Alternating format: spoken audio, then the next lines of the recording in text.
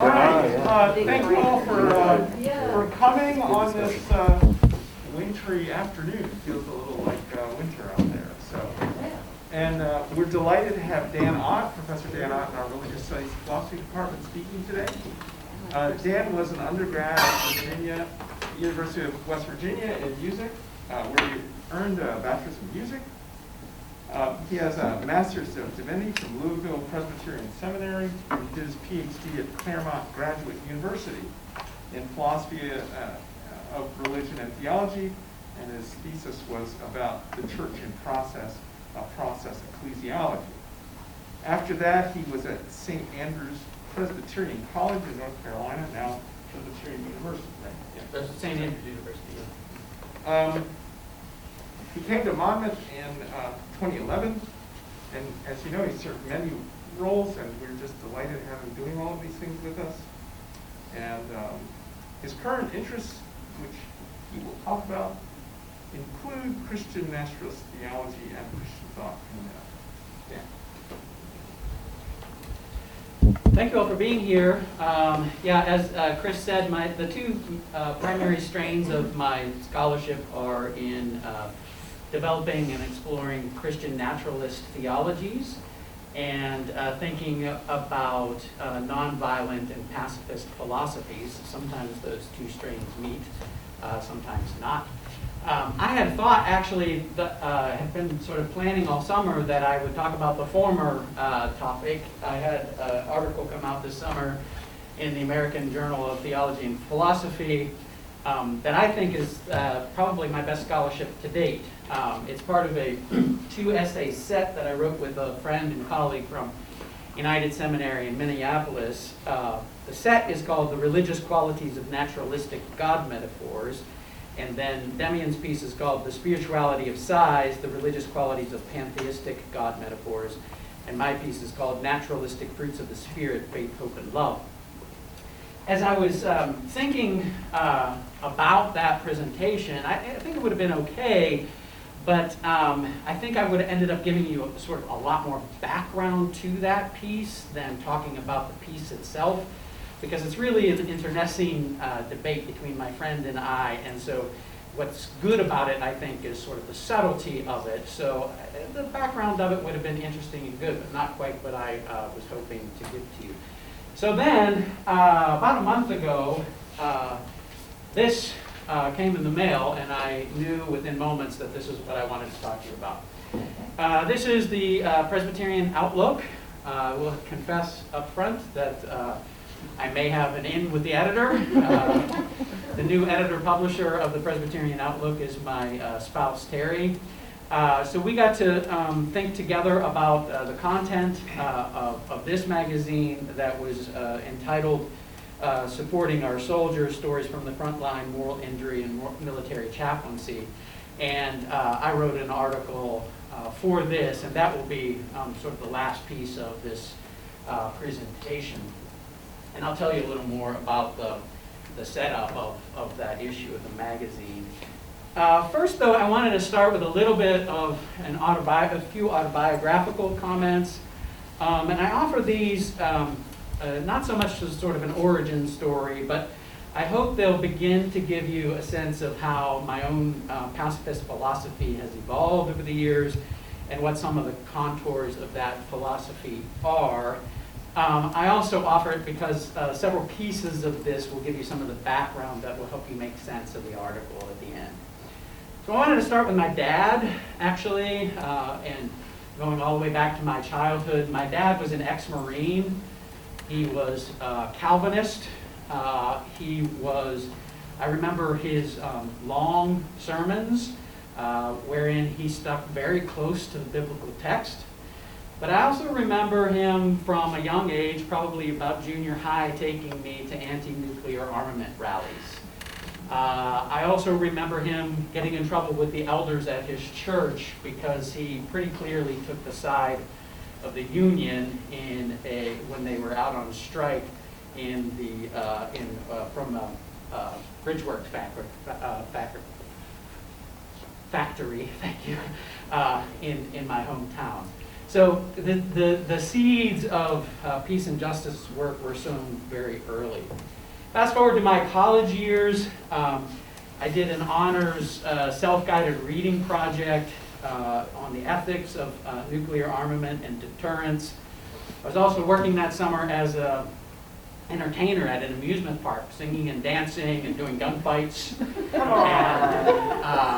I remember very clearly doing a patriotic medley at the end of one show, ended the show with my hand over my heart singing God Bless the USA, and then went back to the break room to further read Jonathan Shell's The Fate of the Earth.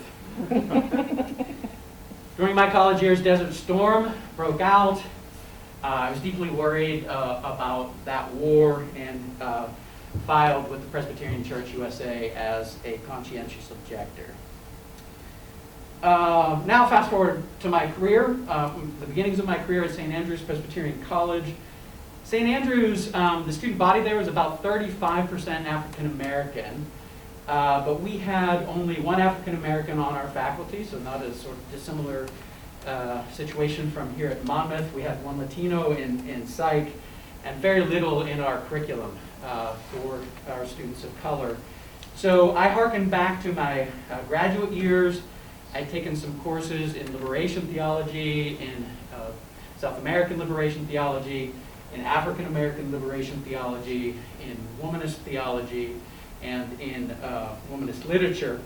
And so I started teaching some courses around those themes and around social movements, black social movements. I didn't know as much about the latter, so that was some catch-up work that I needed to do. And it's then that I really started my earnest study of Martin Luther King Jr. And subsequently published on King.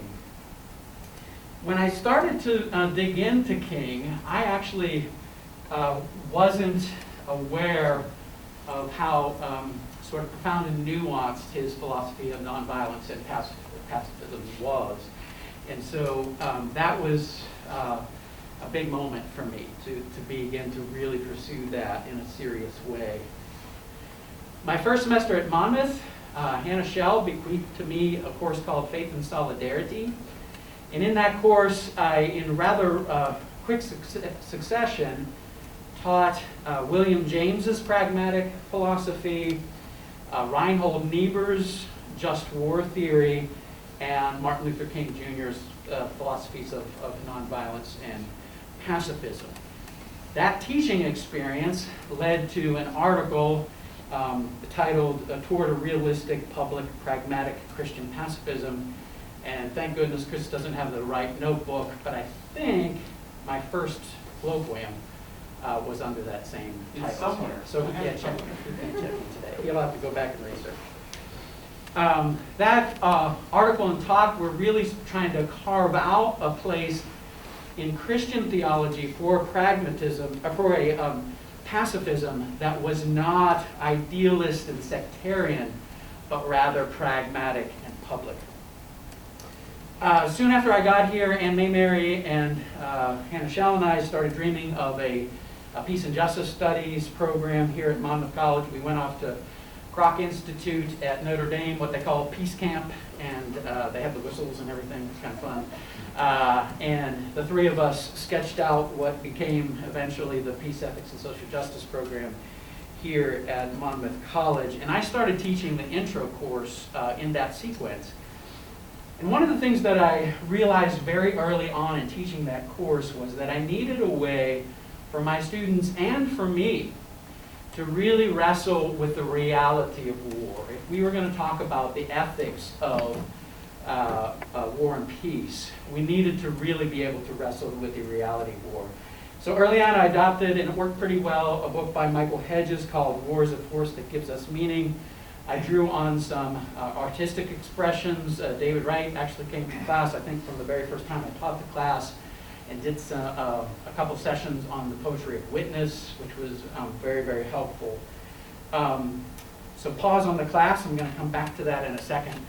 Not long thereafter, too, in 2016, the Presbyterian Church USA, which is, I'm an ordained minister in the Presbyterian Church USA, was culminating a peace discernment process rethinking what our stance was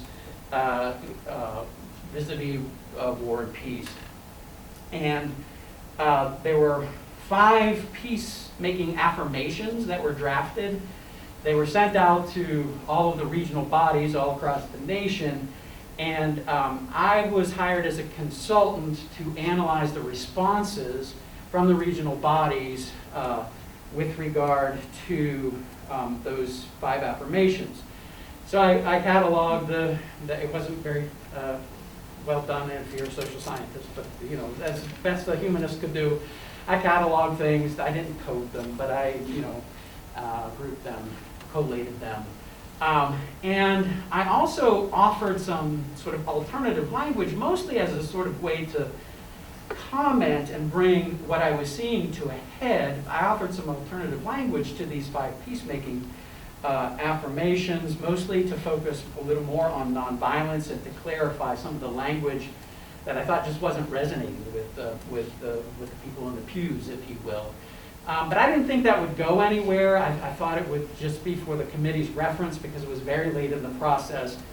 But it turned out that a trustee of Monmouth College, Bill Simpson, happened to be sitting on the committee at the General Assembly, the national meeting, and he said, there's this report in the back there of this guy from Monmouth College. I'd like to take another look at the language that he proposed. So he brought it to the floor of the committee, and actually it was mostly my language that ended up being adopted in that GA, which was kind of weird. Then another big serendipitous moment happened. Probably between the second and third time I taught the class, somewhere in there, I saw on the schedule at the Buchanan Center for the Arts that there would be a reading of this magazine called SITREP, Veteran Perspectives on Combat and Peace. This is a magazine that was run out of Western Illinois.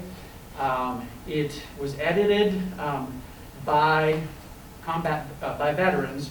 2 of the 3, I think, were combat veterans. Staffed by folks in the English department at Western Illinois. And I was really taken with that reading and knew immediately that I needed them to come to my class and read. So for the next couple of times that we did the class, I continued with the Hedges. David still came, but I also had these veterans come and read their thoughts in their own words and talk with us. Then I realized that there was another sort of missed opportunity, that if they were willing, if we could have the veterans stick with us a little longer and do a little co-learning, there was a really great opportunity for the combat veterans to stay with us for, I think we did 4 or 5 more sessions, and read some literature on moral injury with the combat veterans. And when we did that, we got it in right before COVID, actually, was the last time I did it. And that was some of the most profound teaching and learning I've done in my career. So how we sort of put this issue of the Presbyterian outlook together is that we sort of in print exemplified how a sit-rep reading would go. So there are some short pieces from veterans in the magazine, and then there's kind of a Q&A. Terry did a sort of written interview, some set questions, and then culled from the veterans' responses to her questions and put those in there. And then I wrote a new and independent piece for the issue. So what I'd like to do then today is to take the sort of abbreviated version and abbreviate it a little more. So I want to read you a few excerpts from the veterans in their own words, and then a little bit from those interviews, and then my piece at the end. The first excerpt comes from Arlen Byert. This is one little exception to what the rest of the pieces that I'll read. I have no connection to Arlen. He is not part of SITREP. He's not local. He's not been to my class. He is a poet that has a connection to the Presbyterian Outlook and to Terry. He was the Vietnam vet, and he wrote, he was in the Navy, he wrote this piece. Dear Dad, December 11, 1968, Da Nang. Not sure how to write this letter. I feel far away from the farm, front pasture, Rock Creek, garden, windmill, grandpa, far from the church and Sunday school class, so far from you and Mom. Here I'm also removed from the killing. I guess it's best that way. I drop bombs from 10,000 feet, scurry back to the carrier to look at reconnaissance photos of the village I destroyed, where they said no women or children, only to drink and play poker into the night, then again tomorrow. It's not like I figured. Please don't tell Mom too much. Love, your son. And then, get out of breath. I've been meditating with my students at the beginning of every class so that we can all sort of breathe. I should have done that before I started. Chris Bell is one of the editors of SITREP. He's a veteran, Army veteran from Desert Storm. This is a short snippet of a piece he titled Seeing the Elephant, a War Story. One of our first platoon tanks radioed in a report of his ESU 23-4 in their position. This is a Soviet anti-aircraft vehicle with 4 23mm guns. Our company commander, a West Point graduate, gave them the go-ahead to fire as we had friendly aircraft in the area. The shot went out in a blaze of light and a muted roar, followed quickly by the crackling explosion of steel as the round met its target. Good shooting, Bravo, was the message from our company's master gunner. This accolade was quickly followed by the admonition, cease fire. It wasn't a ZSU they'd hit, but one of our Bradleys. And to compound the tragic error, the scouts evacuating their burning vehicle were fired upon by another unit on our left flank. Tragically, the Bradley's gunner never made it out as the armor-piercing round penetrated the turret wall, killing him instantly. The scout's platoon leader, while directing his men to whatever safety they could find, was hit in the calf by small arms fire, nearly severing it from the knee down. A helpless, sick feeling pervaded our tank. Sergeant Courtney, our gunner, was incensed. He knew it was a Bradley before the shot was even fired, but due to the configuration of the radio frequency, our tank was unable to get through to the commanders in time. The next morning, we assembled in a company formation, and our commander informed us that forensic experts had found an enemy rocket-propelled grenade at the site of the shooting, and that 1st Platoon was not responsible for what had transpired the night before. The revulsion and disbelief that sank into my bones left a stain darker than my charcoal-lined mob suit. Faith in my leaders eroded as the seeds of doubt and cynicism were sown into our collective psyche. Our company, even though absolved of any wrongdoing, was not allowed to fire another round the entirety of the abbreviated ground war. The next piece is taken from a larger piece entitled Afghanistan. It's by Eric Hansen. Eric Hansen is a local farmer. Mike and I figured out there are 3 Eric Hansens who are local farmers, so we got to get the right one. This one I think farms in Cameron. He's a graduate of West Point, and he was one of the participants in my class.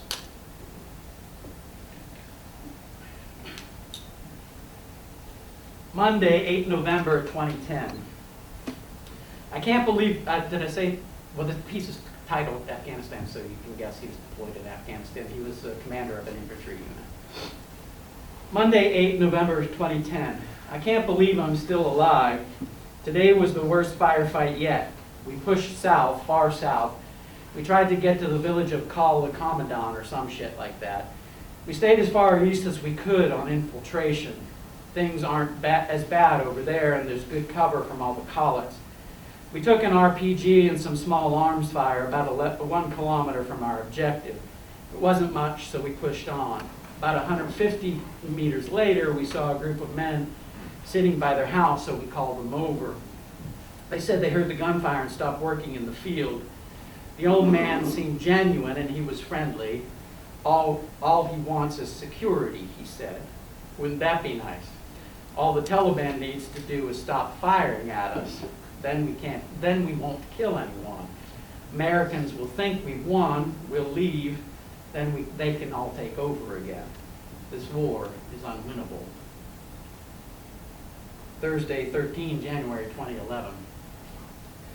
This is about as legit of a deployment as it gets. I have now seen the horrors of war, death with the stress that goes along with it, and am continuing to face my leadership challenges. My chances of making it out of here alive are diminishing by the day, it seems. As many times as I've hoped to get hit, to get the hell out of here, or straight up wanted to quit, I'm still glad I'm here doing what I'm doing. When you get down to the meat of things, this is truly a once-in-a-lifetime opportunity, a rare one for most people in the military, let alone the population in general. If I make it home, I will be a changed man.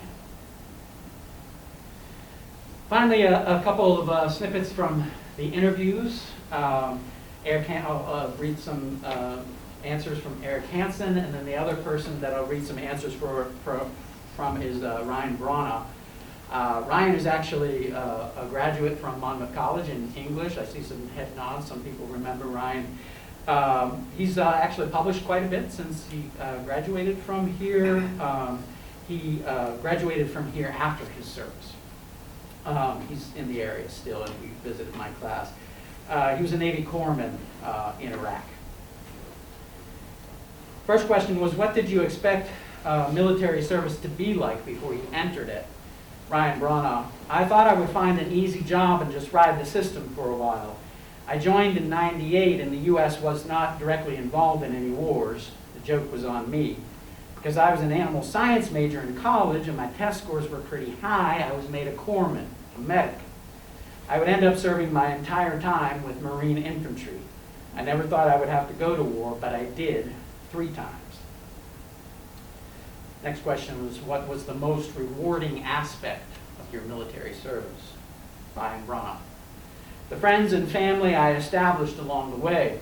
Because I was a medic, I kept records of everyone's blood type, birthday, any other information I found pertinent to my job. I still have everyone's birth dates on my calendar, and I send a birthday message every year on their birthday. We all, for the most part, keep in touch to this day. Some have passed on, KIA, suicide, cancer, etc. Although life after military service and war can be difficult, I've never felt alone. Eric Hansen: the bonds I developed with the soldiers of my platoon during combat. To be in the infantry is to suffer. Every soldier, admittedly or not, has to deal with the fact that he might lose his life. There's a certain amount of fear everyone has to get through in the beginning. After the first few firefights, the fear is mostly gone. What's left is a feeling of security in the unit. Everyone trusted each other. Yes, you could die, but at least every single person next to you was in the same boat. There's a unity there. I owe everything to my soldiers, including my life in a couple circumstances. The connection I have with my soldiers is unparalleled. I love them to this day. What was the most challenging aspect of your military service? Ryan Braunoff: losing brothers and feeling like there's never really enough I can do for their families and or memory. That and watching brothers struggle to adjust to life after war. Eric Hansen: dealing with the killing. We killed Taliban, they killed us. During the fighting, civilians got killed as well. Each of those has its own unique set of emotions tied to it. In fact, writing this is bringing tears to my eyes. I feel bad for the wives and children of my fallen comrades. I feel bad for the countless innocent lives that were ruined. There's a certain sorrow that lingers, and I suspect it probably always will. That's okay. It's supposed to be like that. You can't be a part of war and do war things and not expect some consequences. After all that, the most challenging aspect for me was reintegrating back into society. I spent 5 years preparing for the fight, then 1 year fighting. I came back with hate in my heart. It's hard to be a member of society after all that. I felt like I did not fit in, like I had been initiated and everyone else hadn't. Like my eyes were open to the darker side of the world, and I was pissed that everyone else back home hadn't the slightest clue as to what they're asking our young soldiers to do. And the last question, how have people supported you during and after your military service? What was helpful? Eric Hansen. I came back from Afghanistan in 2011. Every year after that got consecutively worse until 2016. Then I went to therapy, admitted I had PTSD, and started to address that. That was helpful. It also helps talking to my old soldiers. Almost every single person in my platoon has had to deal with the aftermath of war in their own lives. Knowing I'm not alone helps. Plus, I have a really great life now. One other thing that has really been helpful, and that is to look at my experiences through the framework of moral injury. This concept was introduced to me by a civilian college teacher with a theology background. This idea really helped me make sense of what I was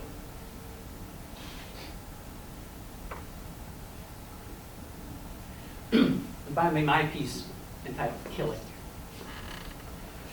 Eric messaged me that he would like to meet before his class visit. I was a little nervous both about the meeting and my new big idea for my Introduction to Peace Studies class. I had veterans visit in the past. They came and read creative nonfiction pieces, talked about their experiences in the military and in war, and answered some questions. But they'd always just come and gone. Students reported that the experience was important and enlightening, but it always felt too short. This year, I had invited some of the veterans to hang out with us for a couple of weeks and do some reading with us and co-learning. Eric ticks the boxes of what you'd expect from a West Point trained officer. He's tall, strong, handsome, smart. He was carrying the book I had sent him as he entered the office. My immediate worry was that he was going to tell me what the author got wrong. So I was relieved when he began the conversation by saying that he liked the book and found it helpful. I handed him the reading schedule for the class, and we started to chat rather comfortably. He talked about his time at West Point and a little about his experience in combat in Afghanistan. At some point in the conversation, he glanced down at the reading schedule, looking slightly startled. Killing, he said. I had used the shorthand killing on the schedule to indicate that the reading for the day would be from Robert Maher's Killing from the Inside Out, Moral Injury and Just War. Killing, Eric said. That just jumped out at me. That's the thing, killing. That's what war is. Killing is the moral problem with which all warriors must wrestle, and killing results in a moral burden, often a moral injury that warriors unfairly bear alone.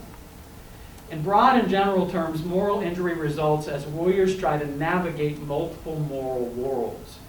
When the warrior enters the battlefield, the moral world in which most of us live is suspended. Killing is sanctioned, even required. Loyalty to one's fellow warriors becomes the highest moral calling, and killing the enemy is the clearest means to that end.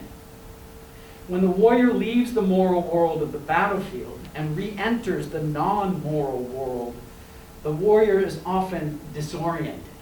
No calling seems to match the intensity and height of keeping one's comrades alive. But more importantly, the killing haunts the warrior. The warrior struggles to hold together the two moral worlds. Was the warrior a different person in the different worlds? How could killing be wrong in one world and right in the other? In After War, Healing the Moral Wounds of Our Soldiers, Nancy Sherman gives this rough definition of moral injury. Quote, It refers to experience of serious inner conflict arising from what one takes to be grievous moral transgressions that can overwhelm one's sense of goodness and humanity. End quote. She insists, though, that no single moral injury fits all. Some warriors are haunted by particular intentional actions, like killing a non-combatant they thought might be armed but wasn't. Some warriors are haunted by sins of omission, not helping a bystander who was injured or not being able to save one's brother in arms. Some receive injuries, quote, from bearing witness to the intense human suffering and detritus that is part of the grotesquerie of war and its aftermath, end quote. Moral injury also results when warriors come to believe that they were active participants in a war that was unjust or unnecessary. Camillo is a veteran of the Iraq War who was described by Rita Nakashima Brock and Gabriella Latini in Soul Repair, recovering from moral injury after war.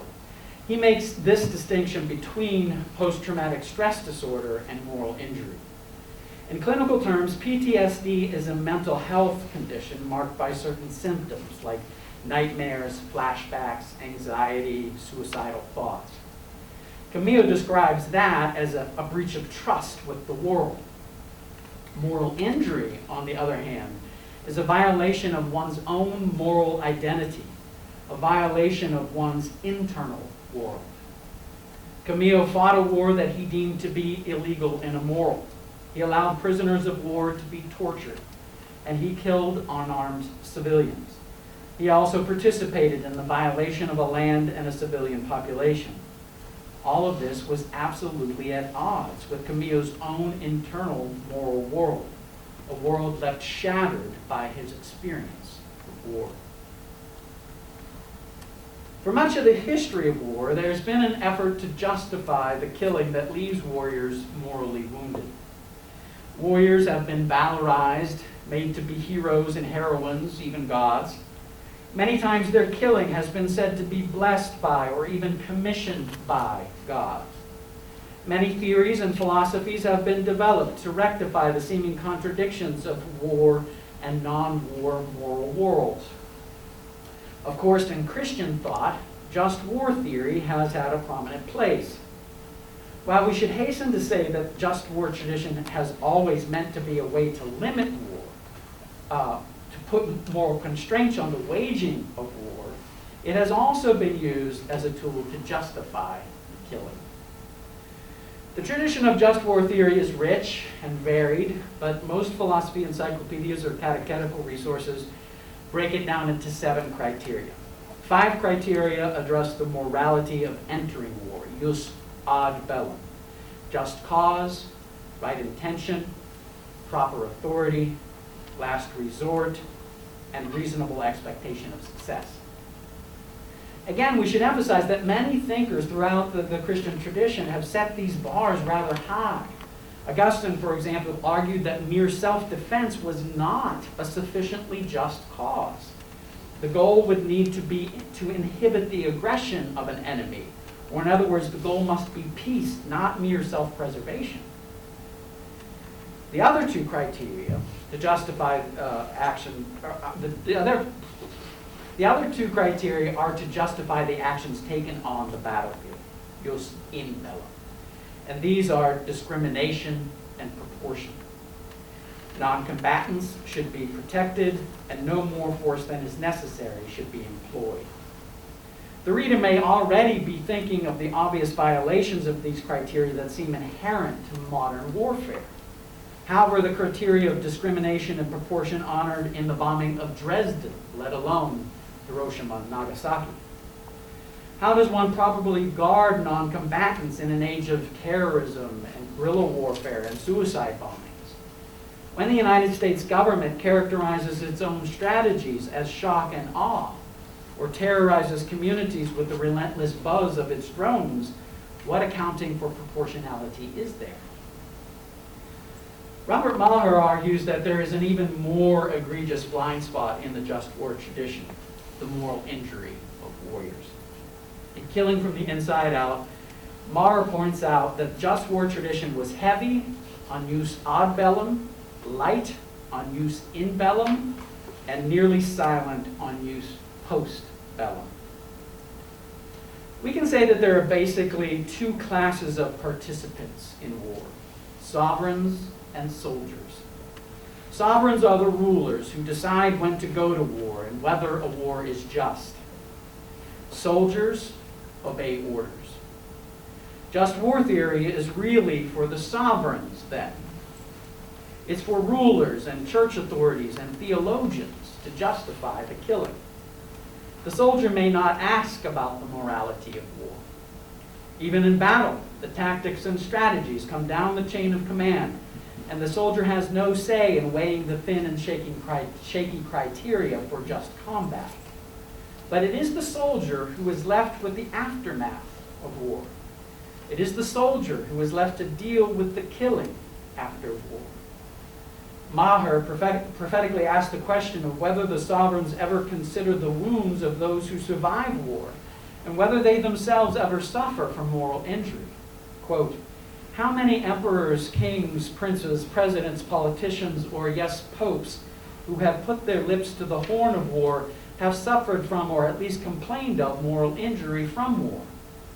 Closer to home, in the recent wars of the 20th and 21st centuries, how many American presidents or members of Congress have suffered from PTSD or taken their own lives rather than live any longer with the burden of having declared a war and sent other men and women to fight it? I believe the answer to be none. End quote. In 2010, the Presbyterian Church USA entered into a 6-year discernment process regarding its stance on peace and peacemaking.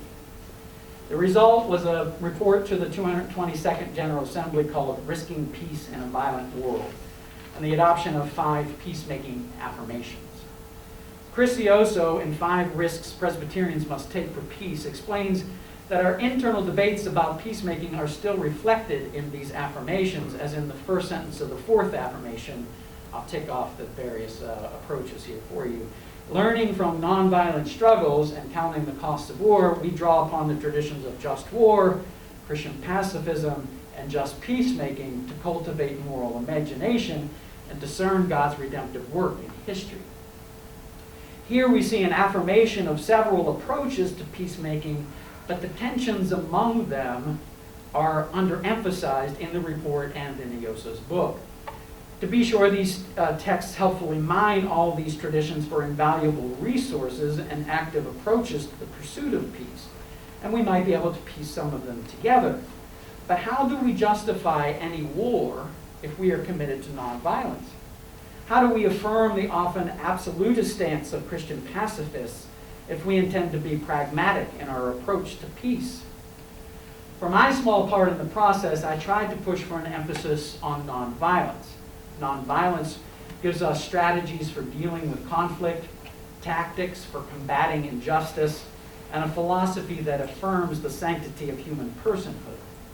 In hindsight, I wish I had been more active and pushed for a resolution of these tensions. More specifically, I wish I had raised my voice on behalf of the warriors and asked the church to deal with the question of use post bellum. Herman Kaiser, a decorated retired colonel and chaplain, asked the church to be a place of grace for veterans. He suggests that warriors are themselves a kind of stranger that must be welcomed in. But Nakashima, Brock, and Latini helpfully clarify what this welcome will need to look like. Creating a place of grace for combat veterans would require the church to claim our personal and collective moral integrity. Of course, some injuries like PTSD have individual and clinical remedies, but moral injury can only be healed by communities addressing pressing moral issues. Combat veterans need spaces and media through which they can tell their stories and press their moral questions. They need the support of fellow veterans who better understand what they've experienced. But they also need the rest of us to listen hard, and to begin to hear the moral wrestling that is almost always a part of their stories. When such dialogues occur, they mine a deeper level of moral questioning in which Language moves from being descriptive to being deeply transformative.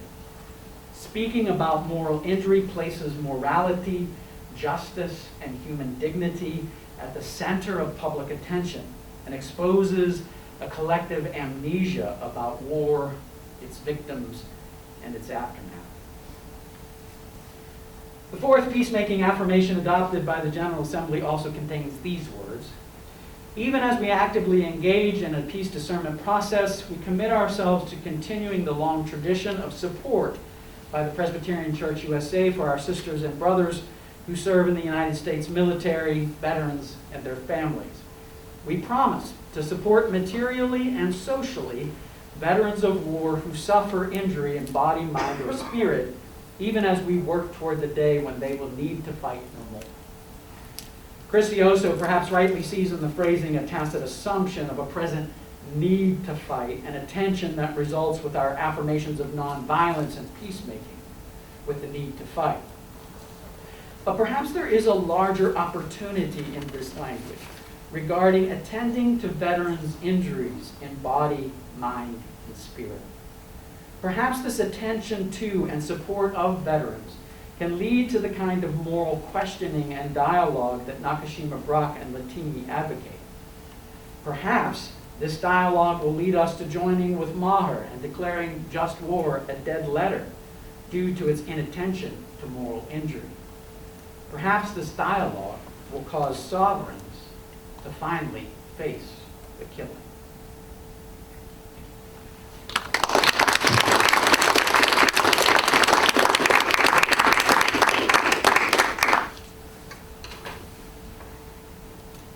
I'm glad to take questions about my daughter Ella's here, so you have to be nice.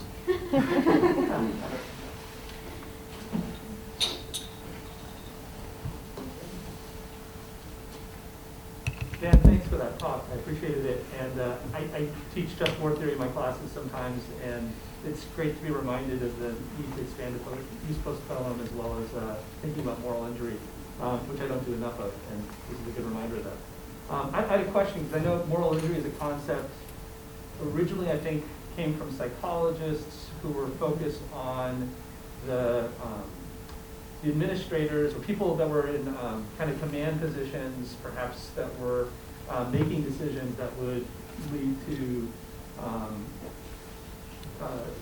death and killing. And I know theologians have often taken this, and actually international relations theorists, I think, too, maybe have also taken this and kind of expanded the notion or the categories in which this could apply. But I'm just wondering, from your perspective, is there a different kind of moral injury situation, a different kind of spiritual need, or a different kind of, like, is there, for someone who is in a position of authority versus people who are simply being asked to carry out orders or are not given the same kind of agency? Support for Does this that make podcast. sense? Yeah, it makes sense. I think Sorry.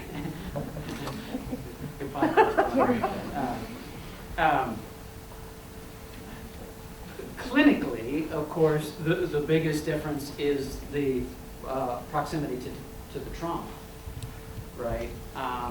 But what I'm trying to say, and I think I'm following others, really, it's nothing original to me, is that lack of proximity to the trauma is something that people making decisions, sovereigns, need to seek to lessen, right? So yes, there can be, and Maher is pretty severe in that quote that I took. He's pretty severe through the whole book, but I like it. There can be moral injury on the part of the decision makers. I mean, they can look at a situation and say, shit, we're going to do that, right? But when you add in the blood, right? Too often the decision makers have the courage of the knife and not the courage of the blood. When you add in the blood, the story gets different. I'm just thinking about all the different roles. I mean, the person who's maybe, dropping a bomb from the air, but also, which was your first kind of example, but also I'm thinking about the lawyer who's advising whether or not the target can be attacked or not, or there's just all sorts of different roles that people are making in the decision to commit violence as well as the carrying out of violence, and I just didn't know how spiritually that might Yeah, fit. well, and that's one of the reasons why healing from moral injury, I think, can only happen in communities too, because we're all complicit as well, right? At some level, right? And so you have many levels of complicity, and only when we start trying to think through and talk through all of that, but do that with the people who had to face the blood in the room, do I think we start to heal the moral injury, right? So I think there's been sometimes empty talk about moral injury when we're not wrestling with the horrors and with the reality. Yeah, when you gave a definition of moral injury, it immediately reminded me of being a sociologist, Irving Goffman's theoretical framework of the total institution, of which the military he considers to be one, psych hospitals, the military, several others. But the point being that when you're in the prison system, when you're incarcerated, you're taken out of the social environment in which you have lived and been socialized all your life, that has its own set of norms, and then placed in a social environment with an entirely different set of norms.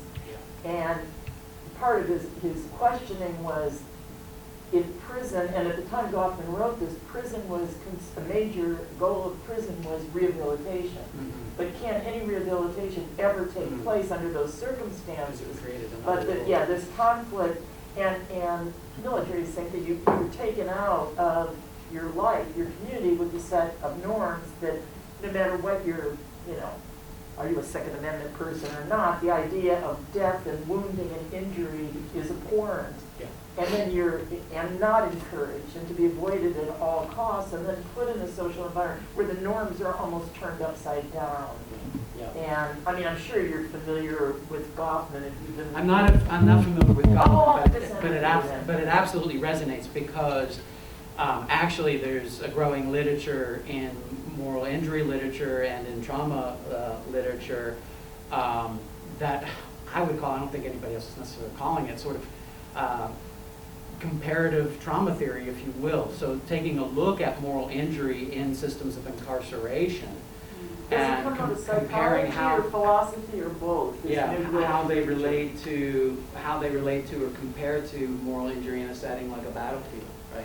The literature that you're referring to, is it growing out of psych, is it growing out of philosophy, or is it growing out of kind of interdisciplinary? It is interdisciplinary for sure, and I've read some in the interdisciplinary. The literature I'm most familiar with, of course, is in religion. Right. Yeah. I'm interested to hear, Dan, what happened in the classroom when the warriors came into the class. So they were there for several weeks? Several sessions. Several sessions, and I'm assuming, did you explicitly talk about moral injury? Yeah. And did the students at the end feel a sense of responsibility as being part of a community that can work to heal moral injury? Maybe You just made me think of a good assignment that I need to assign. I should probably have them think about whether it does that or not. The way I set it up, to try to be very careful and to be to honor the veterans' autonomy and so forth, is that they did their reading. We asked questions, they answered about their reading, so that they were choosing what to read, and then, it's sort of, everybody was very polite, of course, but it's sort of fair game. They read their piece, we asked them questions, right? And then I said, okay, I think it was 4 or 5 sessions is what it was.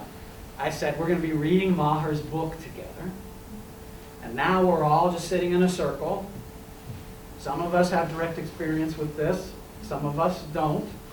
Nobody is to make anybody else feel like they have to say something about their own personal experience. Nobody should feel that they have to say something about their personal experience. We're going to talk about the book together.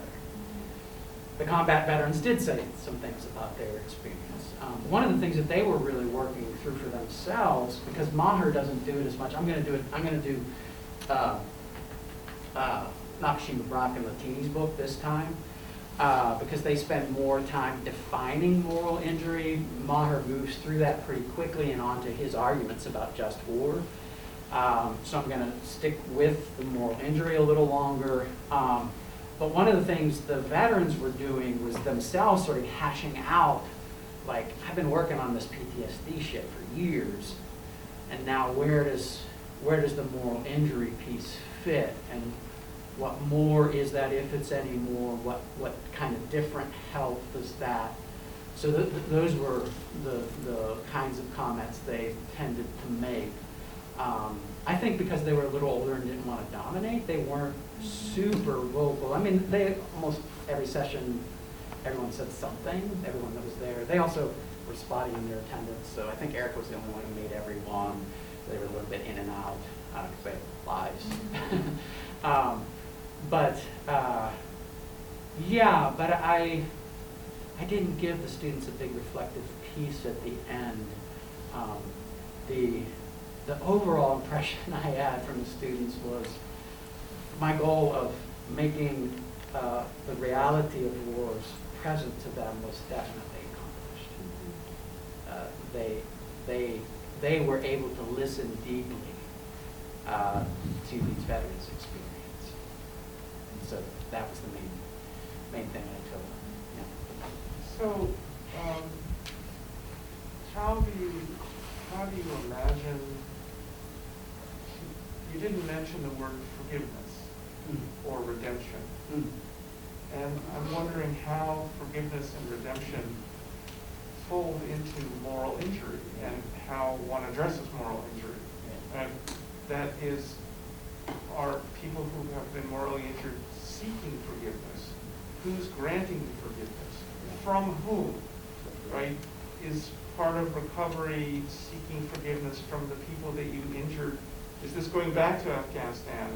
I mean, this entire part of injury, forgiveness, and redemption, I'm curious what you think about it. Because it seems important. It is important. It's an excellent question. I think part of the reason that much of the discussion is couched in terms of injury and healing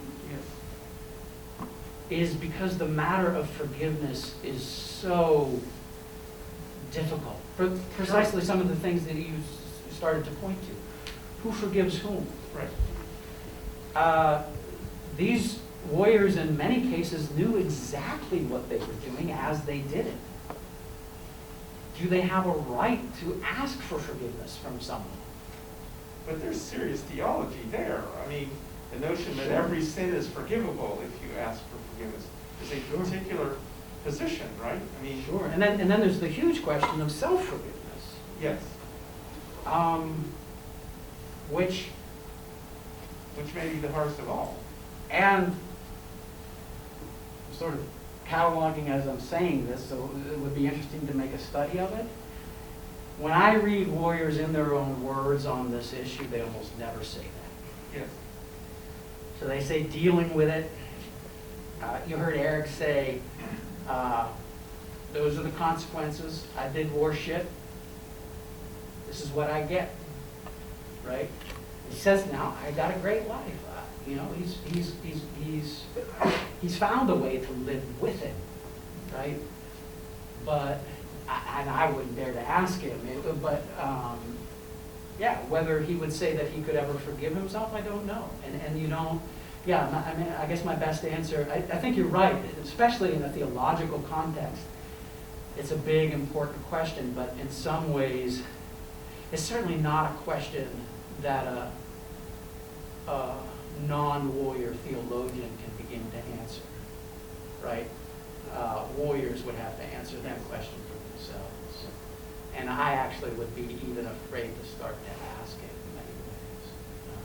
That's true. How can I participate in the healing? How can I participate in the moral reckoning? How can I listen? Those are the questions I'm interested in asking and trying to answer to some extent. Why did you decide to use the term warriors instead of soldiers, or there's many terms you could use? Yeah, it actually is part of another scholarly article where William James uses the language of, he's talking about moral equivalence, and he uses the language of the warrior and the monk, and compares the two in terms of the extremity of their situation, of their loyalty to their cause, of their sort of courage to give up everything for a cause and so forth.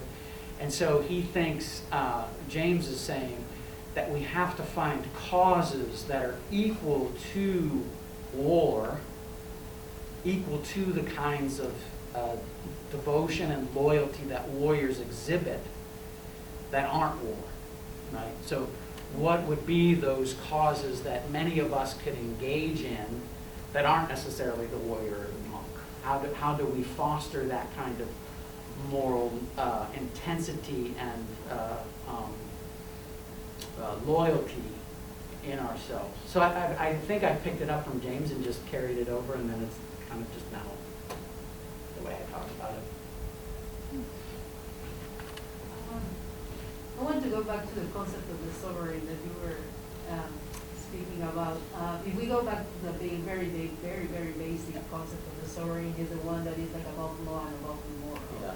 right? So I'm curious that if you have like research how to break the logic of the sovereign by using, for example, the concept of moral injury. Like, because it seems like very impossible, theoretically at least, to break that logic of the sovereign. Yeah, how to break the logic of the sovereign.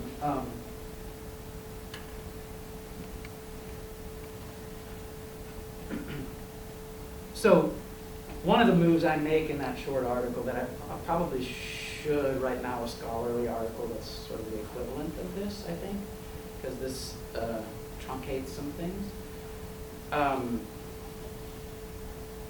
I mean to put people like myself and at a sort of higher order, people like Reinhold Niebuhr, in this category of sovereigns, right? So church authorities and theologians are a type of sovereign as well. Maher points to popes, and we can see more real power there, certainly, than Dan has. But even more real power, I think, than somebody like Reinhold Niebuhr, who was perhaps the most well-known Protestant theologian of the 20th century in America. So I mean to put them in the category too, and the first move is, again, to get them to reckon with the blood, to get me to reckon with the blood, so that it's not 7 attributes of just war theory on a page, right? But it is the actual aftermath of war in people's lives that we have to reckon with, right? So I have a little tiny opportunity to do that in a church setting, right? How you begin to get leaders to do the same, I don't know. You just stomp the shit out of their toes until they do it. I mean, there are movements. There are the Veterans for Peace, and there are movements to try to get the sovereigns to reckon with these things, right? I do think this growing literature on moral injury is a move in the right direction, but I think you're right. It's one of the biggest problems we face. How do you when you can identify sovereigns, how do you make them accountable to their decisions? A couple of weeks ago, we started this discussion on individual feelings in relation to politics, right? So we started the conversation two weeks ago. I think like this is changing over time. After listening to your talk, I am understanding better your position because I didn't know where you were coming from to the discussion. Now it will be different. I mean, for the next steps of these conversations, definitely will be different. You know? So, and the question is on this line. So you are talking about basically or only war, I mean, international war, violence, peace, and Peer, yeah. Yeah. So a very contextualized experience. On the contrary, when I hear all these words of war, violence, forgiveness, then to me it's like social transformation. Revolution is different. So all your points or what you consider your truths, do they also apply for social transformation, for the social struggle for violence, or what do you think about, because you mentioned theology of liberation, no? That's the name of theology of liberation. Some people think, well, many people feel like there was a discussion on Lyotard, and many other people on ethics and morality as the end or the contradiction of politics, no? It's the same of the very idea of trauma or, again, individual feelings is like the end of real politics, no? So all what you are saying now also applies for you for the social transformation? I think so. So as you were speaking, I was reminded of Gustavo Gutierrez, who says that liberation theology is born of realizing that poverty is death. Right? The liberation theology can only begin to get its footing when the oppressor sees the suffering of the oppressed and understands that the suffering of the oppressed is nothing less than death. Literal death, social death, political death, economic death, all of the above, right? So that the transformation has to flow out of again, seeing the blood. Right? If you don't see the blood, there's no place for revolution.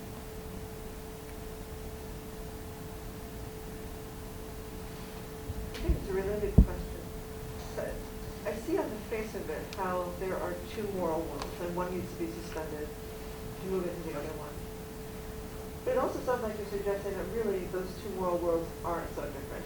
That this is not a suspension of normal life. This is actually an enactment of normal life. Right. And it's colonialist, and it's masculinist, and it's hyper-capitalist. So maybe it's a similar kind of question. Do we need a revolution in consciousness so that this conversation doesn't have to happen in the same way anymore? Yeah. Because nobody was forced to go. They weren't enlisted. They signed up by purpose. And it was not a draft. It was not forced. So then, one of the other pieces in here, I'm sorry, I'll let you finish, but one of the other pieces in here is by a veteran who's disappointed that he didn't get downrange. Downrange means seeing combat. Right. and so is that something about some kind of romantic view of what it means to be a man, especially from a country that has power over a lot of other places in the world? Now, I heard something on the news about people coming back from wars, so it must have been yesterday, PTSD for sure, but also feeling so desperately lonely for that camaraderie. So why is it that so many times men can't have that kind of camaraderie unless it's directed against a common enemy, whether it's on the basketball court or on the battlefield? Yeah, I mean, I'm with you on all of that. And I do think my setting it up as these two moral worlds, and that's a little bit, I think that's mostly me. I think that might be the one piece that's actually unique to me in this piece. I'll put it right after you. I'm not. But it is to suggest that there is only one world, right? So what you're asking people to do is live in separate moral worlds when this is an impossibility. There is only one world. We live in the world. The world is us, right? So it's asking warriors to engage in a kind of disassociation that's life crushing, right? To Or it's not suggest that there is a dissociation at all. different. Huh? It's not an association at all. It's actually exposing what's at the heart of the normal world. Yeah, well, that's to take moral injury seriously is to do just that, right? To say with Eric, killing. That's what it is. Somehow we got to come to some terms with that. I'm struck by the role the arts played, obviously, in the class, and for these writers who were using the kind of creative expression to at least give voice initially to the injury that they'd sustained. But I'm also struck with how bad art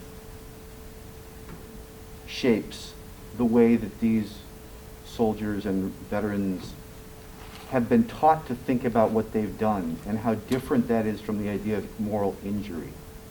So when you play the patriotic song in a particular way, or when you only give the kind of cardboard hero version of what it means to have fought, the Veterans Day discount is a nice thing, right? But it's not in any way the equivalent of the language you're using here. And I wonder about the struggle that these folks face when, yes, with good intentions, people say thank you for your service. With good intentions, people say that must have been very difficult. But they also are saying, thank you for doing this thing I'm unwilling to do, or unable to do, or wouldn't do. And these guys have to carry around someone else's view of what they did, which is rah rah, sis boom ba, go team. And so bad art about war is doing its own kind of moral injury to these guys as they try to square what they know to have happened with the narrative they've been given about what happened. Yeah, the part of the dang song that I was singing while reading Fate of the Earth was, I proudly stand up and defend her still today, right? Mm-hmm. Bullshit. Most of us would, right? And maybe we shouldn't, for that matter. So yeah, I hear what you're saying about bad art. I think one of the places where we're actually making some strides, though, from the Vietnam generation now through Desert Storm and into Afghanistan, is that there is an improved culture around clinical treatment for PTSD, at least, right? And so that gives more veterans a vocabulary and inner strength to say, look, I appreciate you saying thank you for your service. I get it. I don't, veterans on that differ too, right? Like some don't like it at all. Some say it's fine. But there's a growing conversation about it's trickier than that, right? Write to your legislators about improving the VA and help us out and support us materially and socially and listen. That's one of the biggest things I hear in the literature is that the veterans want people to listen. This generation of veterans are willing to tell the story. We have the old sort of go-to on Vietnam and World War II vets and Korea vets and so forth. They didn't want to talk about it, so you never asked, and that was a polite way. This generation of veterans want and need to talk about it, and more of us need to listen. Yeah, I got lots of questions, sorry. And I got to wrap it up because Eleanor's got to go up here. I was just interested in your phrase, see the blood, and I'm wondering how you strike the balance where it helps people deal with moral injury versus people who see the blood and think it's cool, or they see it and actually makes them want to participate in a way. How you strike that balance where you're getting the appropriate message out of it. Next to nobody who actually sees the blood likes it. That's sociopath, right? Well, like for example, like movies, right? War movies that glamorize. Right. Yeah. So. Yeah, I think the key there is to listen to veterans who are telling you about the actual blood and telling you that nobody likes it, and talking about, even just the way Eric says so simply, we killed the Taliban, they killed us, civilians were killed. There's a unique set of emotions that goes with each of those.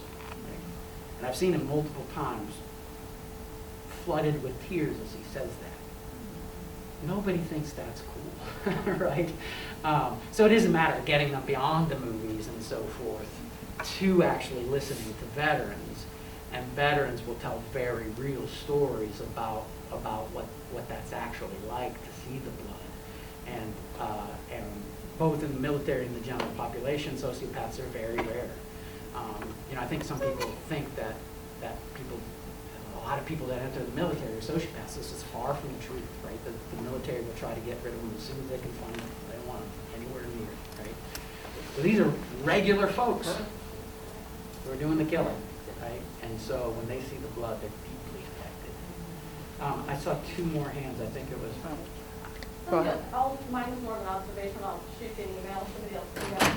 And mine was just a comment too. When I briefly interrupted with my phone, I was trying to silently send you a Fresh Air episode from yesterday where somebody's writing about Afghanistan. And I listened to his interview and it was just really complex. And yeah, it's worth a listen and probably a read. Oh, great. So.